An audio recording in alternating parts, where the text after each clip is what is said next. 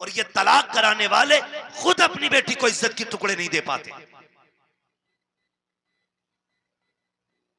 कई बेटियों की ये शिकायतें हमने सुनी है कि जब शोहर से झगड़ा हुआ सारे हमदर्द बन के गए थे, लेकिन आज 6 महीने हो गए हैं। कभी बाप कह देता बेटी दवा का पैसा नकी है, कभी भाई कह देता बाद में सुनी जाएगी। कहती मौलाना अब क्या किया जाए, मेरे भाई मेरी बहनों मेरी बेटियों, आप मौलवी कुछ नहीं कर सकता है, जो भी करना था तुम्ही को करना था, तुम्हें मुस्तफा का अखलाक हासिल करना था, आका करीम का किरदार सीखना था। जिंदगी कैसे चलती है ये तुम्हें सीरियल नहीं बताएंगे, सीरियल घंटे 2 घंटे के होते हैं, जिंदगी 60 साल की होती है। इसे सीखने के लिए मुस्तफा की 63 साल जिंदगी पढ़ना पड़ेगी, आका का किरदार सीखना पड़ेगा। 60-70 साल की जिंदगी के लिए मुस्तफा को समझना पड़ेगा। याद रखिएगा जो मुस्तफा की जिंदगी के मुताबिक जिंदगी गुजारते हैं उनकी दुनिया भी बेहतर हो जाती है, आखिरत भी बेहतर हो जाती है। बाबा जिंदाबाद जिंदाबाद, नारे तकबीर, नारे रिसालत जिंदाबाद।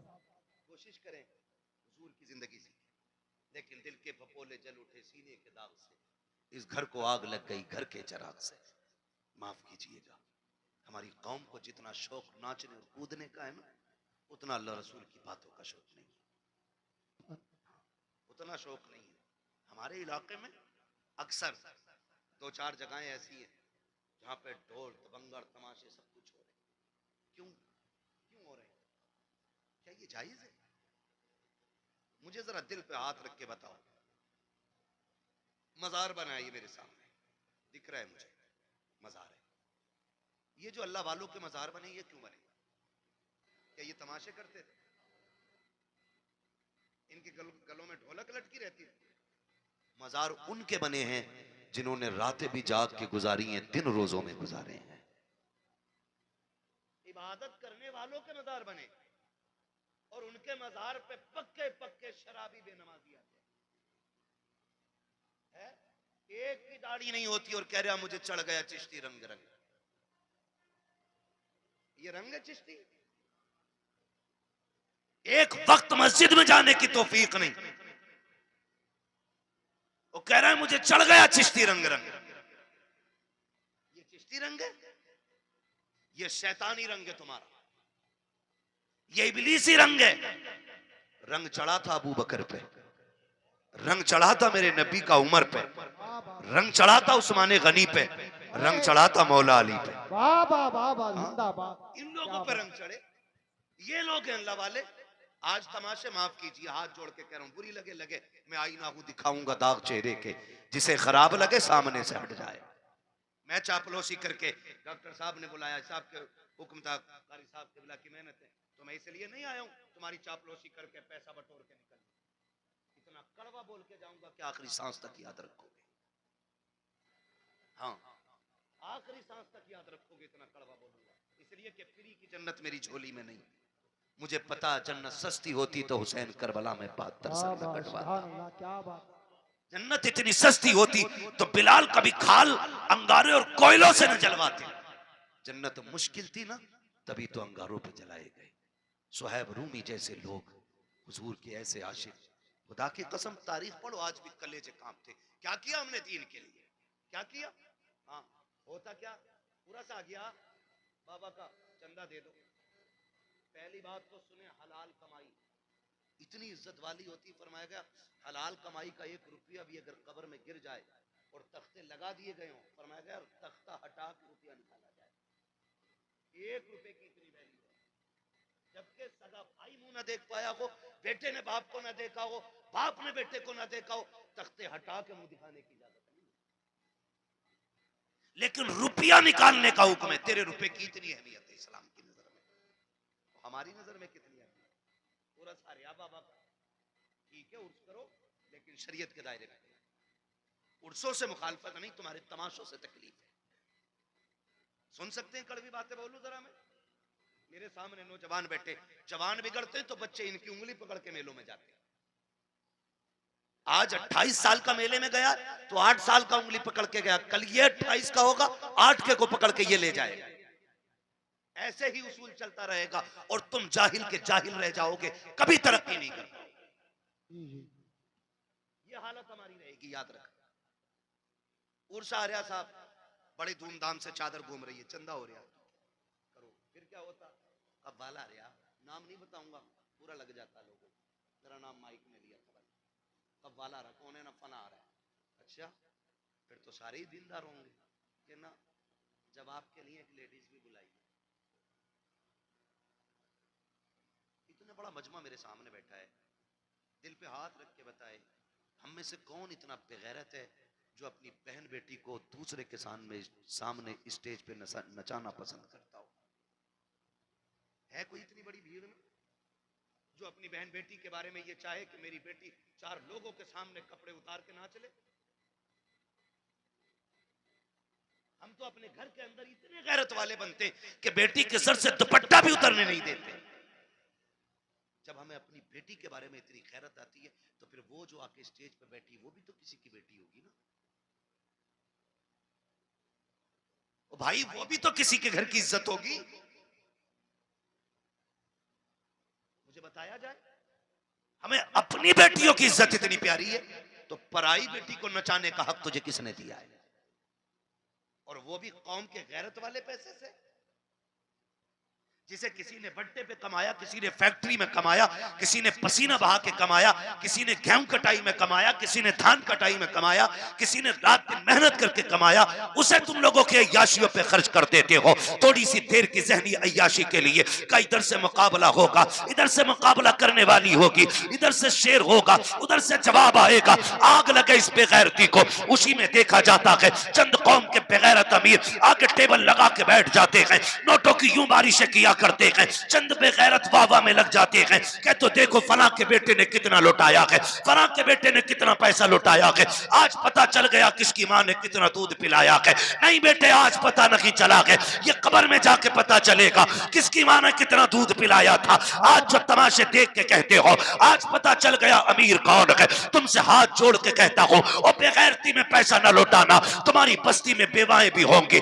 तुम्हारे बस्ती में गरीब भी होंगे, तुम्हारी बस्ती में यतीम भी होंगे। तुमने देखा होगा जब तुम्हारे बेटे ईद के दिन नए कपड़े पहन के ईदगाह जाते होंगे तो उसी रास्ते पर कुछ गरीब मुस्लिम बच्चे कोई चने की दुकान लगाता होगा, कोई खिलौनों की दुकान लगा के बैठा होगा। खुदा की कसम उसका भी जी चाहता है वो भी ईद के दिन नए कपड़े पहने, वो भी जी चाहता था कि ईद की नमाज पढ़ने के लिए जाए, लेकिन साहिब गुरबत ने रास्ते में पकड़ के रोक दिया था, जरूरतों ने उसको खरीदार बना दिया है। बैठ गया कि रास्ते में सामान लेकर के हम खरीदते तो चले जाते हैं लेकिन गुर्बत का ख्याल किसी को नहीं आता। हाँ तेरे पास दौलत है, तुझे रब ने पैसा दिया था तो अय्याशियों के लिए तो नहीं था, कव्वाली और तमाशों में लुटाने के लिए नहीं था। काश क्या की अच्छा होता तू इस पैसे को उठाता, चांद रात वाले दिन किसी यतीम के दरवाजे पे रात के अंधेरे में अंदर डाल के आ जाता, पर्चा बना के डाल देता। ईद सिर्फ मेरी नहीं है, ईद तुम्हारी भी है, इससे तुम भी ईद मनाना। खुदा की कसम अगर उस पैसे से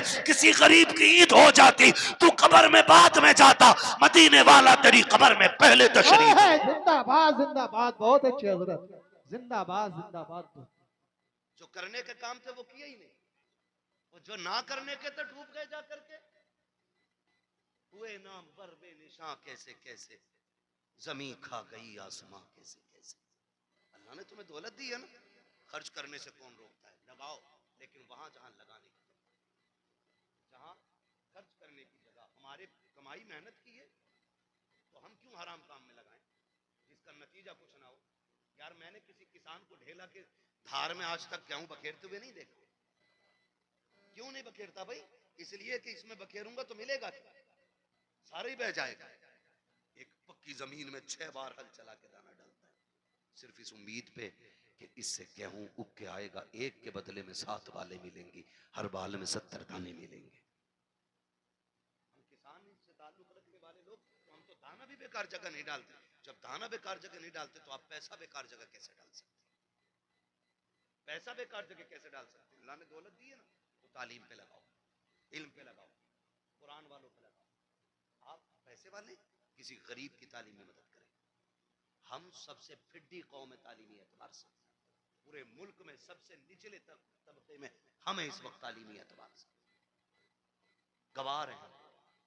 इतने गवार डॉक्टर साहब अक्सर निकलना होता है, हम लोग तो रातों के मुसाफिर, और अक्सर कहते हैं उजाले अपनी यादों के हमारे साथ रहने दो, न जाने किस गली में जिंदगी की शाम हो जाए, है ना। जिंदगी मौत, मौत बहुत तेजी से हमारी तरफ बढ़ रही है, बहुत तेजी से। वो बहुत दूर नहीं है, बहुत तेजी से, बस इशारे की देर है, बस यूं ही पकड़ लिए जाओ, हिलने का मौका नहीं।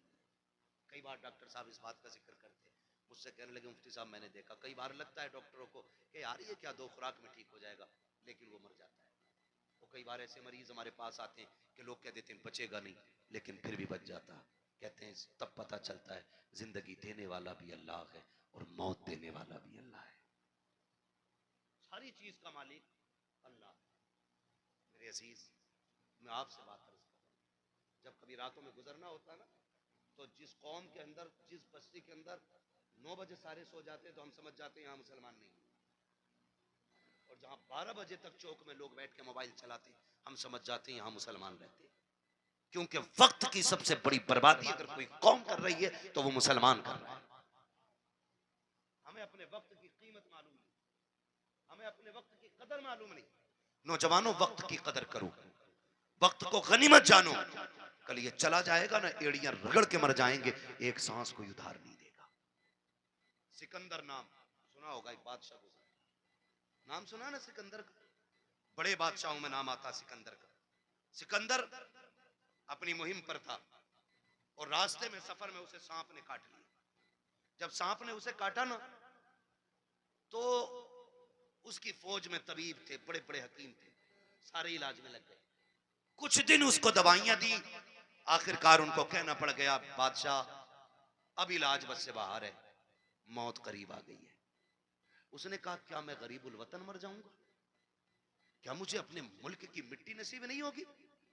कहा नहीं, जहर इतना फैल गया है कि अब बचने के चांसेस नहीं। उसने कहा मेरे पास दौलत तो बहुत है, एक काम करो मेरी आधी दौलत ले लो और किसी से इतनी सांसें मुझे उधार दिलवा दो कि मैं अपने वतन में जाके मर सकूं। इतनी सांसें उधार दिलवा दो कि मैं अपने मुल्क में जाके मर सकूं। हंसे हकीम, कहने लगे डॉक्टर ऐसा कभी नहीं हो सकता। कहा क्यों? कि इसलिए नहीं हो सकता क्योंकि इसलिए नहीं हो सकता कि सांसें उधार नहीं मिलती है। उसने कहा अगर आधी दौलत से काम नहीं चल रहा है ना,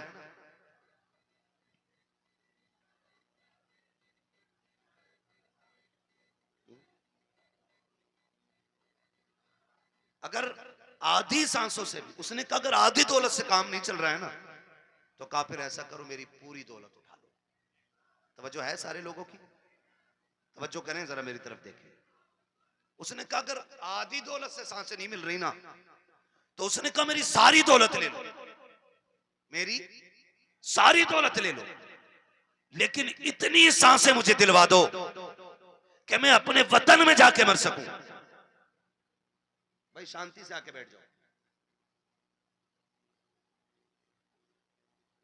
उसने कहा इतनी सांसें मुझे दिलवा दो कि मैं अपने वतन में जाके मर सकूं। तो उसने कहा बादशाह पूरी दौलत लेकर भी तुझे एक सांस कोई उधार नहीं दे सकता। उसने कहा फिर सुनो, अगर मेरी दौलत किसी काम की नहीं है ना, तो फिर एक काम करना, मैं मर जाऊं ना तो मेरे हाथ कफन के बाहर निकाल देना। क्या करना है? कफन के, बोले कफन के, मैं मर जाऊं तो मेरे हाथ कफन के बाहर निकाल जान दे। क्यों सिकंदर? उसने कहा ताकि जमाने को पता चल जाए दौलत पे भरोसा ना करना, ये सिकंदर के काम ना आ सकी तो तुम्हारे क्या काम आ सकती है। और ये भी निकाल के बता देना कि मैं वो बेवकूफ बंदा हूं जिसने सब कुछ दौलत को समझा था, लेकिन जब आया था तब भी हाथ खाली थे और जा रहा हूं तब भी हाथ खाली है। मेरे अजीज, मौत जब आएगी ना, एक लम्हे का मौका नहीं देगी, एक मिनट का मौका नहीं देगी, आपको सीधा नहीं होने देगी। तुमने देखा होगा शद्दाद ने जन्नत बनवाई, सुना कि नहीं? शद्दाद ने जन्नत बनवाई, ख्वाब कितने बड़े थे कि पूरी जिंदगी ऐश की जिंदगी जन्नत में गुजारूंगा, लेकिन जब मरा ना तो जमीन और आसमान के बीच में लटका हुआ था। और ये भी आता है कि एक पैर जन्नत के बाहर था और एक पैर अंदर था। अल्लाह ने कहा खींच लो रूह, इसे इसकी औकात पता चल जानी चाहिए। इसका इसकी हैसियत पता चल जानी चाहिए। नमरूद कितनी बड़ी ताकत का मालिक था, इतना